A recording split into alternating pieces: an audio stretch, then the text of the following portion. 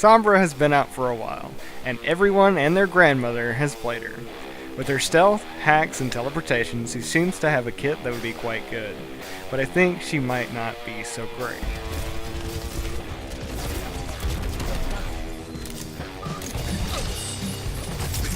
What's up, gents and gentettes? My name is Darkness, and today I want to discuss the state of Sombra, and some possible changes that can be made in order for her to be a really viable hero, or even take a spot in the new meta. Hope you guys enjoy. The hacker from south of the border has many tricks up her sleeve, but if you have played her in competitive since her launch, you may have realized how little she does for your team, especially in the main role that she fills, which is killing people. Sombra's main weakness right now is that it is quite difficult to do much damage with her. I would guess that this results from Blizzard being afraid of her stealthing in and globaling people. Her main weapon fire is quite inaccurate at range, which comes as no surprise since she uses a submachine gun. Her per clip damage is nearly as good as the new buff soldiers, and is in fact the same as Tracers. However, there are a number of problems with the application of this damage that are working against her. First off, Tracer can empty your clip much more quickly than Sombra, so the application of the same amount of damage happens over a shorter period of time. Oftentimes, this means that the target will react after taking more damage from Tracer versus a Sombra. Additionally, Tracer can continue applying this damage through a shoot, blink, shoot combo in which she reloads during the invincibility frames and evasion windows of her blinks. This is a technique that Sombra simply cannot perform. Secondly, while Tracer's and Sombra's E's are quite similar, Tracer's recall will heal her and oftentimes leave you in a position to continue applying pressure to vulnerable targets. Sombra's Translocate, the only out in her kit, is not as useful. The main usage of her teleportation is to get you out of a fight. This means you typically will not be applying pressure for vital seconds until you get back into the fight, at which time the target you were fighting will clearly have been healed back up. Thirdly, Blizzard had made it clear before Sombra's release that they were apprehensive of doing a stealth hero. Plus, Blizzard tends to not like stealth heroes in their other games. Just look at Nova and Zeratul in Heroes of the Storm. In the end, she has been released with an ineffective stealth. While the movement speed is great for getting around the map and behind the enemy, the actual stealth mechanic doesn't do too much to help you get the drop on the target that you are trying to fight. This brings me to the main problem with Sombra. She doesn't do a great job at much of what she does. She isn't a very good flanker as she is right now. While she can get behind the enemy quite easily and even operate there for quite a while, if she attempts to engage with any meaning on a target while she is behind, she is going to lose. I play with a group of guys regularly. One of them plays Ana quite often. I could not tell you how many times he, as Ana, has dealt with a flanking Sombra. Not just dealt with her, but did it quite quickly. The problem with a flanking Sombra is a combination of two of her flaws that I mentioned earlier. She doesn't do great damage, and she doesn't have survivability tools. So unlike Reaper, she won't be two-shotting anyone and leaving. Her damage is far too low and sustained to do this. Unlike Genji, she can't stay in the enemy team's backline for extended amounts of time. Genji has a host of defensive and evasive skills to use to stay on a target and apply sustained damage, and further provide a distraction. Sombra simply cannot do this. She doesn't have any defensive or evasive skills. Her teleportation is an out that can get you completely out of a fight, and her stealth activates far too slowly to be used for anything other than engage from an odd angle. Further, if we look at her as a main damage, say filling the shoes of a McCree or a 76, then she falls very short of hitting the mark.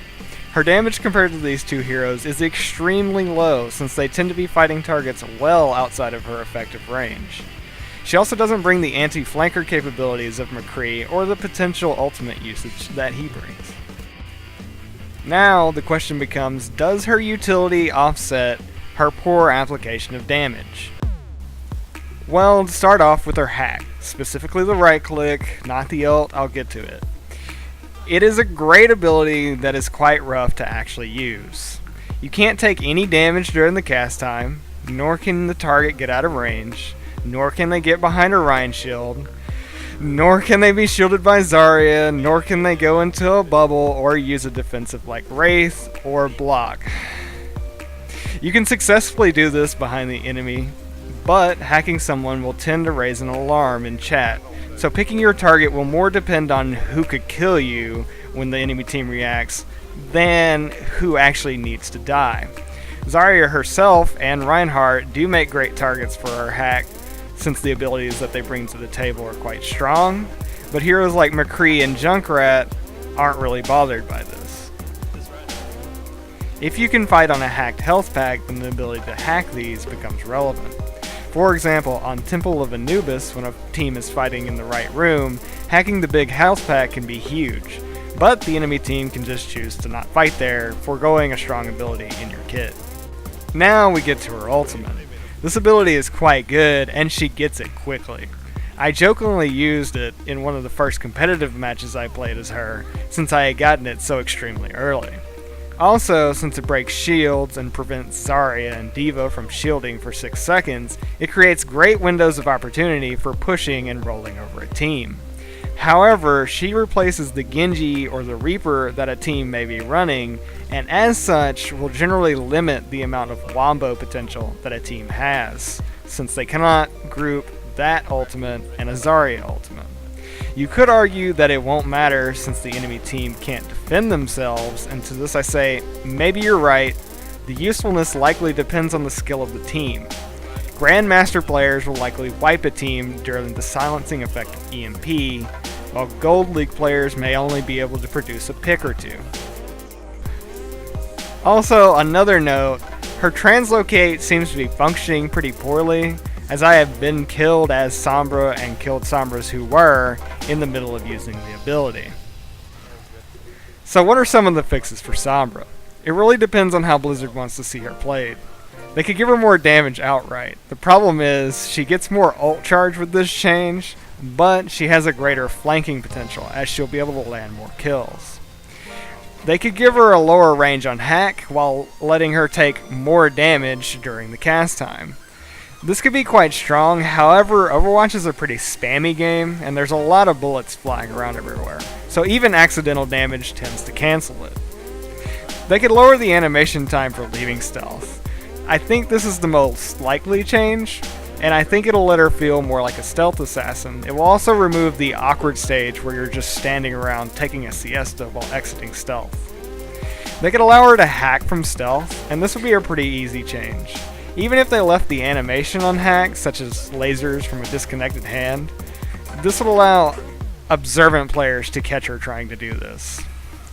Now, a bigger one that I probably won't ever see is they could give her the same amount of damage or lower it by a little bit, but allow her to use all abilities and her main weapon fire from stealth.